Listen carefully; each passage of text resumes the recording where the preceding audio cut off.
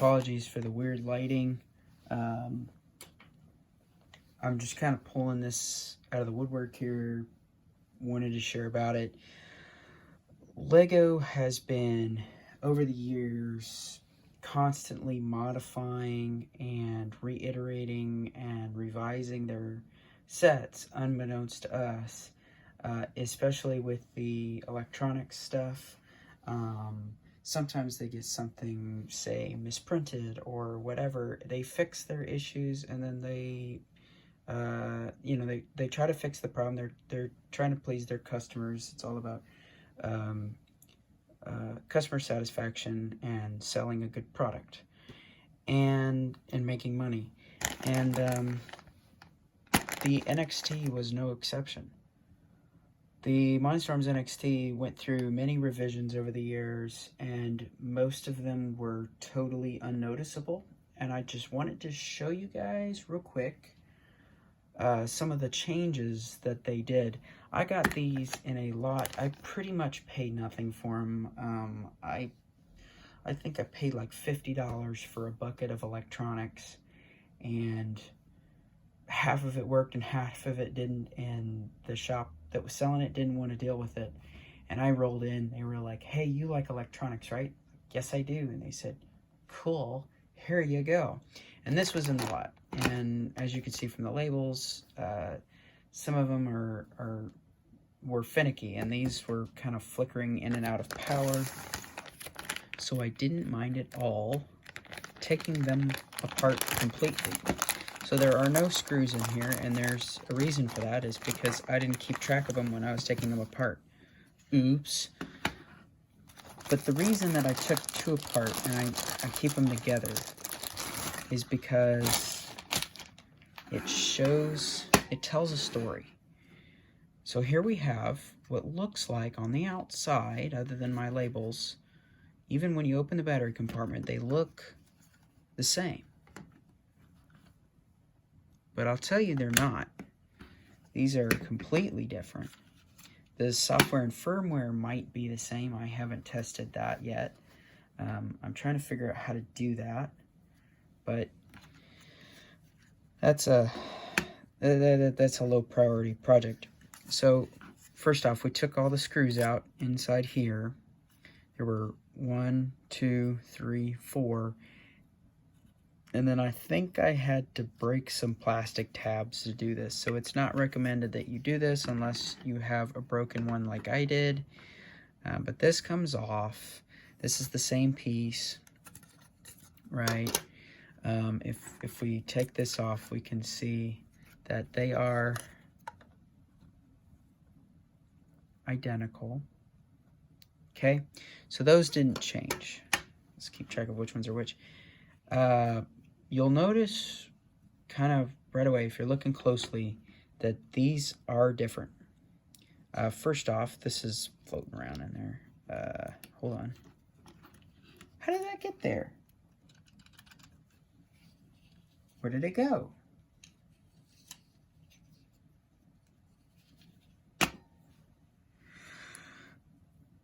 That is not supposed to be where it was. This is like a speaker or something or other, like a membrane. I think that's what that is. And I have no earthly idea where it goes. So we'll just set it aside. Okay. So right away we can see that these are different. First off, the button pads, which are, I believe, silicone, are different heights. We have this one and this one. They're clearly different heights. They are molded different. They have similar ways of grabbing whatever it is, like an insert or whatever, and then similar context, but you'll notice that these are smaller than these. And interestingly, I think this is the older one. And I don't have confirmation on all this. This is all hypothesis, so don't go around saying, "Oh, well, Gears said that this is law." No, I didn't. No, I did not. hear me when I say that I am not an expert in this realm, but I'm good at observing details, and what I have noticed is that there are differences between here. So, and then of course they're supposed to fall into those holes, and I'm not going to worry about that at the moment, but they are different. They're different heights. And also the button action is ingenious. Okay, watch this closely. Did you ever play with those, like, they kind of looked like a suction cup, like a little cheap toy you could find at the dollar store even today, and you turn it inside out, and you'd set it either on your thumb or finger, or you set it on the table, and it would go and pop up and fly in the air, right? You'd turn it concave, and it would become convex all of a sudden and launch itself off the table or off the surface. This is a similar idea in that the button, it's just one molded piece, and the material itself becomes the spring. Just brilliant. Okay, so we're going to set these aside here, and they insert into there. One the same as the other, or similarly, I should say, so that you never noticed that there was a change, right? Because the button still behaved the same. It was still the same on the bottom. The button action is on the bottom, so it's the same on the bottom. The contacts changed. But here you'll notice that there is one board there, and there is, so it's vertical there. And then we're assuming that this is the bottom. So this is vertical and this is horizontal. So there's two circuit boards there, and then there's the screen, which kind of has its own board of sorts, but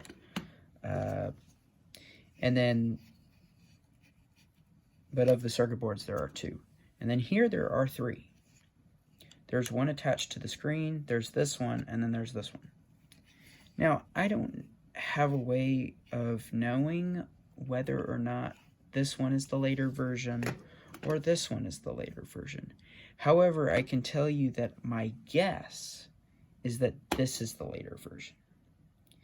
And the reason I say that is because when you combine things, I work in the electronics industry, and we're constantly trying to make our products better. And one of the things that I've learned about circuitry, although I don't usually deal with it directly myself, I'm more the mechanical guy, but when talking with the engineers and looking at the products that we make, the whole idea is to make it more efficient and overall better, right? To use a weak vocabulary word, but more efficient and more slimmed down. The smaller you can make it, the quieter you can make it, any sort of electronic, the better off you're going to be. The more efficient the product you can make it, the better off you're going to be as well. So my guess is that this is the later model of the two, because it is only two circuit boards. This one is soldered to this one. This one is actually separate. So you can see that it would theoretically lift. And we've got two screws, and I do not have a screwdriver handy with me. So I'm not going to pull that out at the moment. But I will tell you that when I did pull these out, because I did pull both of these out, I think, oh no, I screwed it back in. It was a pain to get this back in aligned. I remember that being the case, so I screwed it back in. Those screws I'm glad I kept. But you can see this is exposed here. There's no framework here, no protecting it. This is a little bit more protected. So if you drop your toy, or, you know, it's moving around in your Lego bin and all this. I mean, guys like me, people like me probably don't store their Lego electronics in a big bin with all the other Lego. Like, I've got those big bins full of Lego that are not sorted. I've got even more over here. Like, I totally get it. And there's like tons of it over here. Okay, now I'm showing you too much. But with the electronics, I try to keep things as organized as possible to protect it, but not everybody does. So that's my point is, so the Lego company was trying to, and who knows how many different changes are inside of those, right? I'm not going to open those up. A couple of those are factory sealed and they actually work.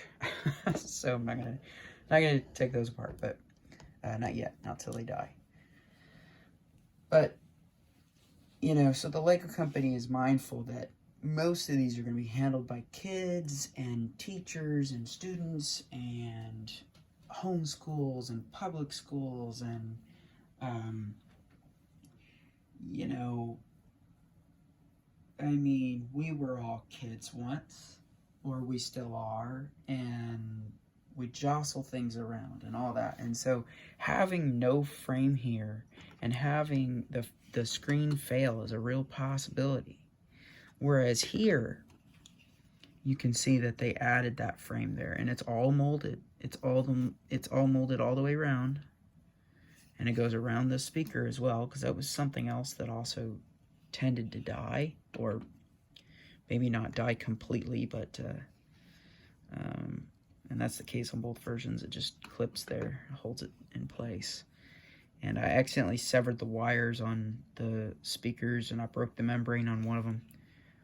But I mean, it's not like I was gonna use it anyway.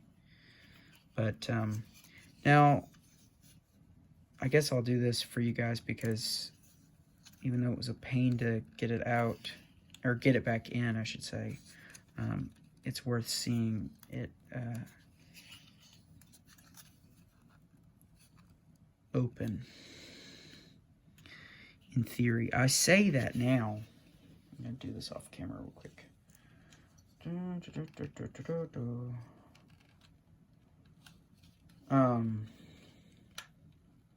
Anyway, so this is just kind of not to prove a point, but I just wanted to show you. There it goes. I just wanted to show, you know, Lego listens. They were aware of the screen failure problem. They were trying to address that. And it's not just that one. You know, they slimmed it down to 2 circuit boards instead of 3. I don't know what problem that solved, but they didn't do any. Nobody does a change for no reason. Anyway, so these are just simple rectangles, right? And then there's your connectors. They're kind of like RJ12 connectors or whatever, but they're not. Anyway.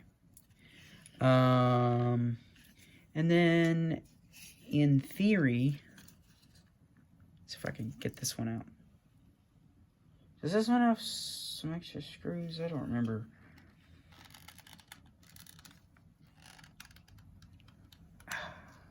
Struggling noises.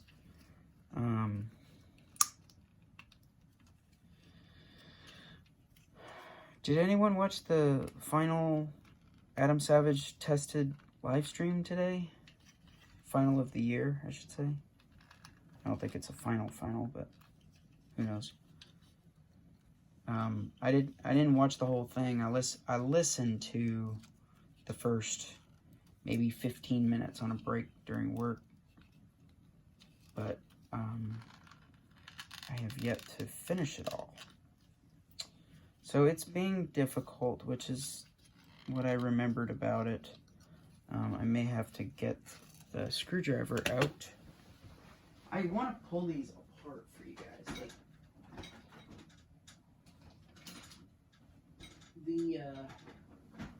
the magic happens when we take things apart and learn, right? Oh, don't tell me this is not big enough, or it's not small enough. Oh, hey! Screwdriver couldn't have been any bigger and still worked. Alright, now we're getting somewhere. Okay. Yeah. Kudos to anybody that actually survived through 15 minutes of this stuff. Obviously you're interested in this stuff, and that thrills me. Okay, so it's grabbed onto something, and I'm guessing that's because it's soldered.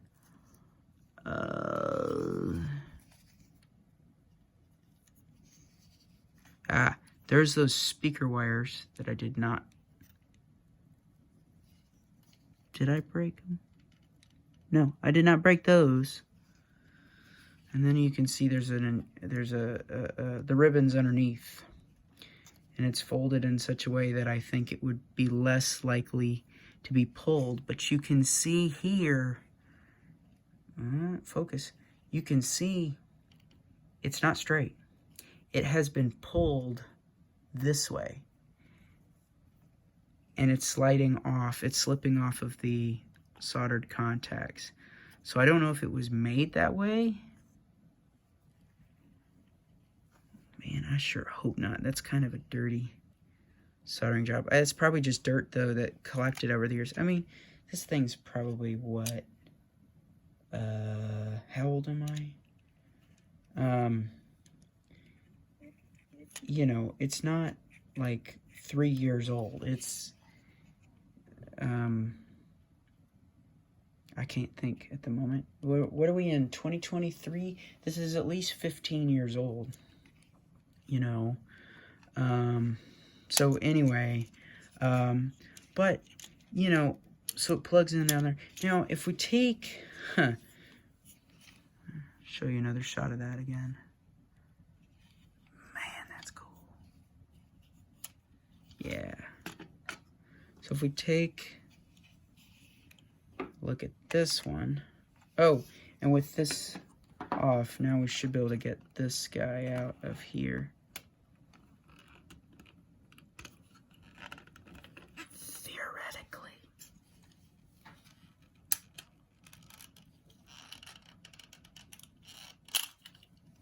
Aha!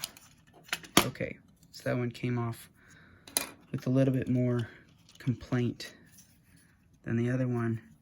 But the other thing that's fun now is now that the casing, when these get pulled off, these actually lock the circuit board down to the plastic housing here where the battery contacts are. And hey, we're losing screws. Okay. And you can see it's not soldered here, but it is soldered there and there to the battery contacts. So it's soldered to this one, and it's soldered to this one. So, you know, they make their way that way.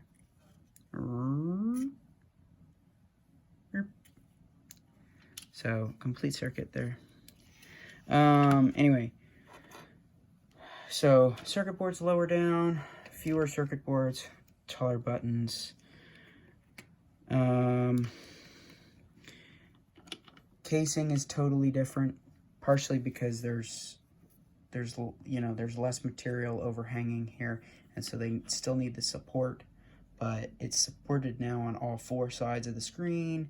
The screen ribbon is not, it's got a little extra tape here. It's squared off instead of this chamfered edge here. Let's open this one up. Let's go ahead and, I mean, we're on a roll. Might as well open this one up, right?